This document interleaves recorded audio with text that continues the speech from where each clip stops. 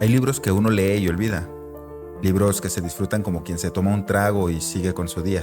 Pero definitivamente La Casa de los Espíritus de Isabel Allende no es uno de esos libros, es de esos que se quedan, no tanto por el estilo, que me encanta, ni por la trama, que atrapa desde el inicio, sino porque tiene esa cualidad incómoda de lo que no se deja enterrar. Leer esta novela de Isabel Allende es invocar espíritus, y no me refiero solo a los que pasean por la casa del título, sino a los otros, a los del hambre, los del abuso, los del patriarcado, los de la dictadura, los que todavía no descansan. La Casa de los Espíritus es la primera novela de Isabel Allende. Esta comenzó como una carta a su abuelo de 100 años, que estaba muriendo y no pudo parar hasta que tuvo el manuscrito de la novela. Y desde que se publicó en 1982, La Casa de los Espíritus fue un éxito. Se vendió como pan caliente. Se tradujo a más de 30 idiomas y fue tan grande su éxito que en 1993 fue adaptada al cine, con un elenco de lujo conformado por Jeremy Irons, la mismísima, y me pongo de pie, Meryl Streep, Glenn Close, Winona Ryder y Antonio Banderas. La crítica, o al menos la que no le tenía miedo a los bestsellers, elogió su riqueza narrativa, la mezcla fluida entre historia nacional y los elementos mágicos, la potencia de sus personajes femeninos, entre muchas otras cosas. Y por supuesto también llegaron las inevitables comparaciones con 100 años de soledad de Gabriel García Márquez. Algunos incluso la tacharon de imitación menor, de realismo mágico descafeinado, pero la novela sobrevivió a ese juicio y no solo sobrevivió, se impuso. Supo hacerse un lugar propio, no como réplica de García Márquez, sino como una voz femenina que venía a contar la historia desde otro ángulo, uno más íntimo, más corporal, más afectivo. Uno que incomodaba a quienes aún creían que lo político solamente se escribe con voz grave y con bigote. Hoy en Entre Líneas vamos a repasar la novela de Isabel Allende, no para aplaudirla ciegamente, sino para analizar cómo el relato entreteje lo íntimo y lo estructural, lo mágico y lo histórico, lo personal y lo colectivo, para pensar en cómo habla de las mujeres, del poder, de la violencia, de la espiritualidad, de la maternidad, pero sobre todo de lo que queda después de la barbarie. También, desde aquí, quiero hacer algo que a veces da miedo, nombrar lo innombrable. Hablar de la Operación Cóndor, hablar de la intervención estadounidense, de los entrenamientos brindados por gobiernos extranjeros, como el de Estados Unidos, Israel, el Reino Unido, a los regímenes militares de América Latina. Hablar de toda esa maquinaria de muerte que se disfrazó de orden, de seguridad, de progreso. Y no para manchar la literatura con política, que es esa vieja excusa de quienes prefieren no ver las cosas, sino para recordar que en nuestro continente, en América Latina, escribir y leer sin contexto es hacerlo con los ojos vendados. La Casa de los Espíritus no es solo una novela, es un grito, es una cicatriz abierta, es un intento de contar lo que pasó cuando creíamos que el horror nunca nos iba a tocar. No te olvides de darle a like y suscribirte al canal para no perderte ningún video. Y si además quieres dar un paso más para apoyarme, puedes hacerte miembro picándole ahí abajito en donde dice unirse, y ya con eso, además de ayudarme muchísimo, tienes acceso a beneficios exclusivos. Dicho eso, comencemos. Como dije, La Casa de los Espíritus fue publicada en 1982, en plena dictadura de Pinochet, pero su historia comienza mucho antes. Empieza en un país que podría ser Chile, pero también podría ser cualquier otro de Latinoamérica. Un país donde el poder cambia de manos, pero nunca de clase. Donde los ricos mandan y los pobres obedecen. Y si se atreven a levantar la voz, los desaparecen. Donde ser mujer, ser indígena o ser pobre ya es una forma de condena. Y aquí es donde es necesario el contexto. Porque La Casa de los Espíritus no es una novela que se pueda leer por fuera de la historia, porque está atravesada por el golpe de estado de 1973, por la figura de Salvador Allende, que sí, era pariente de Isabel, por la represión, por los campos de concentración clandestinos y la famosa, o más bien infame, Operación Cóndor. Ese acuerdo siniestro entre las dictaduras latinoamericanas, con el apoyo de Estados Unidos y la asesoría de gobiernos extranjeros, para eliminar a la disidencia, borrar a los incómodos y garantizar el orden. Un orden que ya sabemos casi siempre significa silencio. Pero no nos adelantemos, porque la novela arranca en otro tono, el de los espíritus. Tenemos a Clara, una niña que habla con los muertos, que predice cosas, que escribe diarios y que vive en una familia donde todo el mundo está loco, pero a su manera. También está su hermana Rosa, de belleza inhumana, que muere por error cuando un político quería envenenar a su padre. Está Esteban Trueba, el prometido de Rosa, que tras su muerte se obsesiona con el poder, la propiedad y el control. Y cuando digo que se obsesionan, no exagero. Se convierte en un patrón de hacienda que viola campesinas, golpea a sus trabajadores y acumula odio como quien junta monedas. De hecho, el tipo es tan simbólico que sintetiza perfectamente al latifundista, al patriarca autoritario y al conservador que se cree dueño del país, dueño del cuerpo de las mujeres y dueño del destino de sus hijos. Esteban se casa con Clara, la hermana de su difunta prometida, y tienen una hija, Blanca, que se enamora de Pedro III, el hijo de un campesino. Y ahí arranca otra historia, la historia del amor imposible atravesado por las diferencias de clase, por la represión y por el miedo, porque Pedro III no solo es pobre, también es socialista, es guitarrista y es rebelde, todo lo que Esteban odia. Y así, entre embarazos ocultos, cartas quemadas y golpes de estado, la novela nos lleva de la historia íntima a la historia política, sin que uno se dé cuenta. Nos muestra cómo lo personal es político, cómo el amor no sobrevive cuando lo atraviesan el odio de clases y el machismo, y cómo la violencia no es solo militar, también es doméstica, es económica, es simbólica. Uno de los grandes aciertos de Isabel Allende es que no se pone en un solo lugar, no narra desde la ideología, sino desde la experiencia. Y en un país donde miles de personas fueron torturadas, asesinadas o exiliadas, narrar desde la experiencia ya es un acto político. El personaje de Alba, la nieta de Clara e hija de Blanca, encarna esa memoria. Es ella quien escribe, quien recuerda, quien reconstruye los diarios de su abuela y quien, al final, decide no repetir el ciclo de odio. Y sí, Esteban tiene una especie de redención. Y sí, hay lectores que ven en ese final una tibieza, un perdón implícito. ¿Pero es redención lo que ocurre o simple vejez? Porque lo que Trueba consigue no es la paz, es la conciencia tardía, el castigo de saberse culpable cuando ya no puede hacer nada para reparar. La novela no lo absuelve, en realidad lo deja solo. Y ese es tal vez el castigo más profundo que un patriarca como Esteban Trueba puede recibir en una familia que ya no lo necesita. Lo interesante es que La Casa de los Espíritus fue la primera novela de Allende y la escribió desde el exilio, después del golpe de estado. Es decir, lo escribió como quien lanza una botella al mar, como quien necesita narrar para no volverse loco, para no olvidar, para que otros no olviden. Y eso se nota. Hay algo profundamente ético en la forma en que está escrita, como si contara su propia versión de los hechos, porque el relato oficial ya estaba corrompido. ¿Pero por qué hablar hoy de esto? Bueno, porque estamos en un momento en el que otra vez se pone en duda la memoria, se intenta borrar la historia, se relativiza la violencia del Estado con discursos de mano dura, porque otra vez se criminaliza la protesta, se tilda de terrorista al que exige justicia y se banaliza la dictadura, como si fuera un mal necesario. Y La Casa de los Espíritus, desde su lugar como novela, sin ser un ensayo, sin ser un panfleto, nos recuerda que los crímenes de Estado no prescriben, que la memoria se hereda y que incluso en las familias rotas, alguien siempre tiene que reconstruir los pedazos y contar lo que pasó.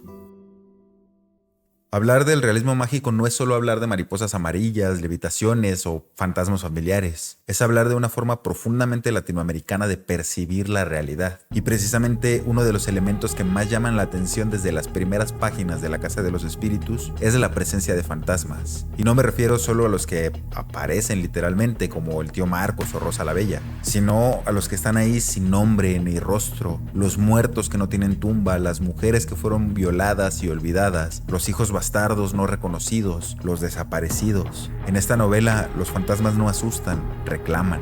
Y sí, se ha dicho que el realismo mágico de Allende no alcanza la densidad simbólica de García Márquez, ni la austeridad poderosa de Rulfo, que parece una imitación dulce, adornada, y puede ser, pero esa crítica olvida algo importante. Allende no está escribiendo para fundar una estética, sino para sobrevivir, para contar lo que no se podía contar. En ese contexto, el realismo mágico no es una estética de la evasión, sino que es un recurso para decir lo que la historia oficial censura. Escribir con visiones, con premoniciones y con mesas que levitan puede sonar naif desde un escritorio parisino, pero desde el exilio es otra cosa. Porque lo que hace Isabel Allende no es simplemente usar el realismo mágico como un estilo bonito o una fórmula latina, sino usarlo como una herramienta narrativa para decir lo que muchas veces no se puede decir con palabras literales. Clara no es solo una medium, es una mujer que ve lo que otros no quieren ver, que escucha voces que otros no oyen y que por eso incomoda tanto. En un mundo patriarcal, capitalista y racionalista, una mujer que escucha espíritus es una amenaza, porque lo que escucha no es el más allá, sino lo que está silenciado en el más acá. Y con esto tampoco quiero decir que la espiritualidad de la novela es New Age o decorativa, es política, es el lenguaje alternativo de quienes no tienen otro modo de nombrar lo que les duele. Es la forma en que las mujeres se conectan entre sí cuando todo lo demás las quiere separar. Clara, Blanca y Alba, las tres generaciones femeninas principales, están unidas no solo por la sangre, sino por una sensibilidad profunda frente a la injusticia. Y esa sensibilidad en un mundo brutal es ya una forma de resistencia.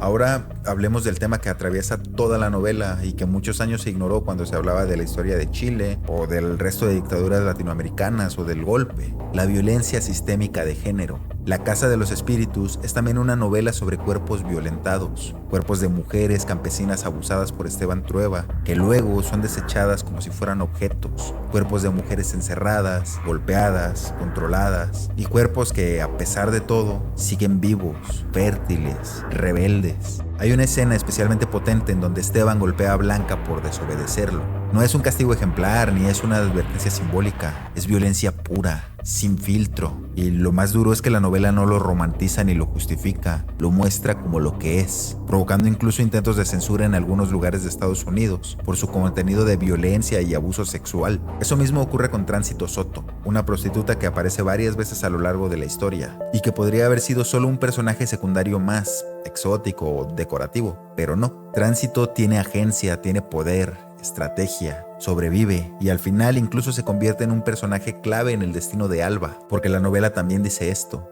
la sororidad viene de donde menos lo esperas. La maternidad, por su parte, es otro eje crucial, pero no desde ese lugar cursi y sacrificial que suele venderse, sino como un terreno ambivalente, tenso, lleno de contradicciones. Clara es una madre ausente, pero también es protectora. Blanca es una madre soltera que cría a su hija con amor, pero también con miedo. Y Alba, la nieta, es quien recibe toda esa carga, toda esa herencia de silencios, de traumas y de resistencias. Es en ella en donde la historia se transforma. Ella es la que escribe, la que recuerda, la que sobrevive a la tortura y decide no convertirse en su enemigo, porque lo fácil habría sido repetir el ciclo, vengarse.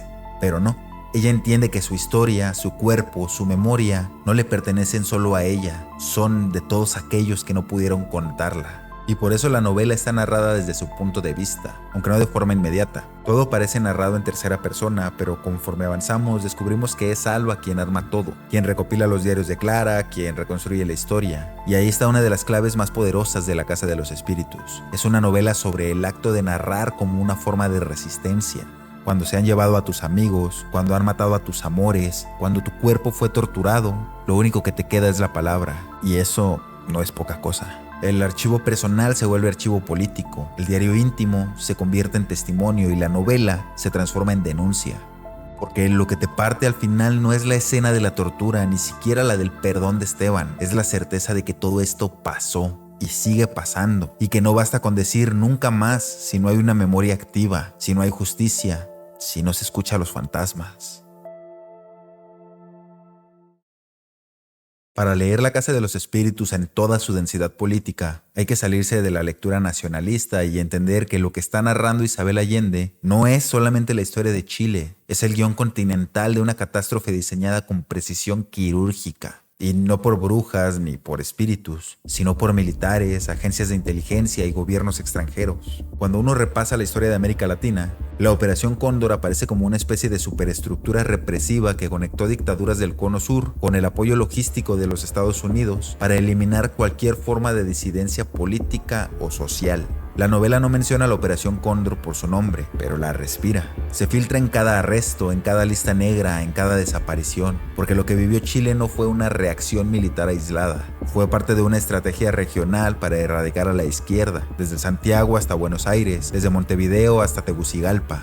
En La Casa de los Espíritus, Esteban Trueba es el típico terrateniente conservador que prefiere una dictadura que le garantice orden antes que una democracia que le cuestione sus privilegios. Y esa figura no es una caricatura, es histórica. La oligarquía latinoamericana, asustada por las reformas agrarias, el avance de las sufragistas, la organización sindical y la popularidad del socialismo, abrió las puertas de par en par a los militares. Y los militares, a su vez, recibieron entrenamiento y armas de quienes mejor sabían hacer el trabajo sucio. Y aquí es donde la cosa se pone todavía más turbia, porque mientras la Casa de los Espíritus narra el ascenso de un régimen autoritario, con censura, con represión, con espionaje y con campos clandestinos, los documentos desclasificados por la CIA y otros archivos oficiales muestran cómo todo esto fue impulsado y sostenido desde el extranjero, porque lo cierto es que el horror no fue un accidente. La represión en América Latina fue meticulosamente organizada. El 25 de noviembre de 1975, en Santiago de Chile, se selló el pacto que daría forma a la Operación Cóndor, una red secreta de colaboración entre las dictaduras del Cono Sur para secuestrar, torturar y desaparecer a sus opositores más allá de las fronteras. Años más tarde, en 1992, los archivos del terror hallados en Paraguay pondrían en evidencia hasta qué punto esa coordinación fue sistemática, con listas negras compartidas, vuelos clandestinos y apoyo logístico que llegaba incluso desde bases militares de Estados Unidos en Panamá. Paralelamente, la Escuela de las Américas, rebautizada más tarde como WINSEC, se convirtió en un pilar silencioso de esa violencia. Desde mediados del siglo XX, miles de oficiales latinoamericanos pasaron por sus aulas para aprender técnicas de guerra no convencional, contrainsurgencia, interrogatorios y represión. Muchos de ellos regresaron a sus países convertidos en piezas claves del engranaje represivo. Pero Estados Unidos no actuó solo. También el Estado de Israel jugó un papel decisivo, especialmente en los años en los que la dictadura chilena quedó aislada por embargos internacionales. Tras el golpe de Estado contra Salvador Allende, Israel se convirtió en uno de los principales proveedores de armas, tecnología de vigilancia y asesoramiento militar para el régimen de Pinochet. Y esto no es un rumor ni es una exageración. Esto está bien documentado en los archivos desclasificados y en investigaciones como las de Peter Kornbluh en Pinochet desclasificado y Rodrigo Carmi en su artículo Israel y la dictadura chilena, una pregunta pendiente, entre otros. No se trata de teorías conspirativas ni de juicios colectivos. Hablamos de decisiones de Estado, de alianzas estratégicas que sostuvieron el horror. Y a ese entramado se suma otro actor más, el Reino Unido. A partir de 1980, el gobierno de Margaret Thatcher retomó con entusiasmo la venta de armamento a la dictadura chilena. Barcos, aviones, cañones, más de 21 millones de libras esterlinas en equipamiento militar llegaron a Chile en apenas 2 años. Y cuando estalló la Guerra de las Malvinas en 1982, ese vínculo se transformó en una colaboración directa. Mientras Gran Bretaña enfrentaba a la Argentina en el Atlántico Sur, Pinochet autorizó vuelos de reconocimiento británicos desde territorio chileno, compartió información de radar y facilitó reabastecimiento logístico para las fuerzas especiales del Reino Unido. Y como dije, nada de esto es secreto, son datos, son archivos, testimonios, pero a menudo, incluso con la verdad sobre la mesa, preferimos mirar para otro lado. Tal vez porque asumir que el terror fue posible gracias a un entramado internacional de complicidades, no solo de los dictadores, sino también de gobiernos democráticos que hoy presumen de civilización, es más difícil que inventarse un enemigo abstracto. Por eso, escribir y leer con contexto, nombrar lo innombrable, sigue siendo un acto incómodo, pero necesario, porque mientras sigamos hablando del horror como si hubiera brotado de la nada, seguiremos sin entender cómo se reproduce y quiénes desde la sombra lo alimentan. Y lo más perverso es que en todos los casos, ese horror se instaló desde el discurso de salvar la patria. En la novela de Allende, por ejemplo, cuando ocurre el golpe de Estado, Esteban Trueba se aferra a la esperanza de que las Fuerzas Armadas actuarán con nobleza, pero en realidad lo que ocurre es todo lo contrario. Desapariciones, tortura, delación entre vecinos, miedo colectivo. Las instituciones que debían proteger a los ciudadanos se convierten en sus verdugos. Y eso, aunque lo hemos leído muchas veces en ensayos académicos, tiene un peso distinto cuando lo vemos encarnado en los cuerpos de personajes como Alba, Pedro III o los estudiantes del movimiento juvenil. Isabel Allende no escribe desde el exilio por capricho. Lo hace porque el exilio le fue impuesto, porque su país le fue arrebatado. Y aunque muchos han criticado a la autora por sentimentalizar la historia o por dulcificar la política con realismo mágico, lo cierto es que lo que hace es precisamente lo contrario: contar lo brutal desde lo íntimo, narrar la historia con mayúscula desde la historia de una familia.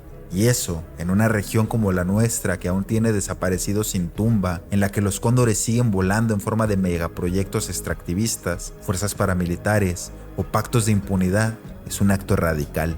Quizá por eso mismo, porque está escrita con las tripas pero también con la memoria, la Casa de los Espíritus no envejece. O más bien, envejece como los buenos fantasmas. No se van, se quedan a recordarnos lo que no queremos ver. Y en estos tiempos en donde el negacionismo avanza disfrazado de objetividad, donde se impugna la memoria en nombre del orden, donde se acusa a las víctimas de resentidas, esta novela vuelve a levantar la mano y dice: yo estuve ahí. Y sí, estuvo en Chile, en ese Chile que se atrevió a soñar con una sociedad distinta, y en el Chile que prefirió aplastar ese sueño a balazos. Estuvo en los cuerpos torturados, en los gritos acallados, en los archivos quemados, en las madres buscando a sus hijos en las morgues. Pero también estuvo, y sigue estando, en las casas en donde todavía se canta, en donde se lee poesía, en donde las personas se niegan a callar. Porque si algo hace Isabel Allende con esta novela, es demostrar que incluso entre las ruinas de la historia hay una ética de la ternura que sobrevive. Leer La Casa de los Espíritus hoy, en este continente aún atravesado por la desigualdad, el patriarcado, la represión, el racismo y las herencias coloniales que nunca se fueron del todo, no es un acto de nostalgia, es un ejercicio de lucidez. Es entender que los fantasmas no están en la ficción, sino en los archivos clasificados, en las cunetas sin nombre, en las fotos pixeladas de los desaparecidos. Es reconocer que la violencia estructural, ya sea económica, ya sea de género o política, no empieza cuando estalla, empieza mucho antes, cuando normalizamos la humillación, cuando justificamos la crueldad, cuando decidimos mirar para otro lado. Y también es, por qué no decirlo, una invitación a reconciliarnos con formas narrativas que durante años fueron despreciadas por el canon académico. El realismo mágico, lo sentimental, lo doméstico, lo espiritual, lo escrito por mujeres. Allende, con toda la desconfianza que el mundo literario masculino le ha profesado, demuestra que se puede escribir una gran novela política sin renunciar a las emociones, a las premoniciones, a los afectos, a los temblores del alma. No hay contradicción entre contar una historia de amor y una historia de lucha.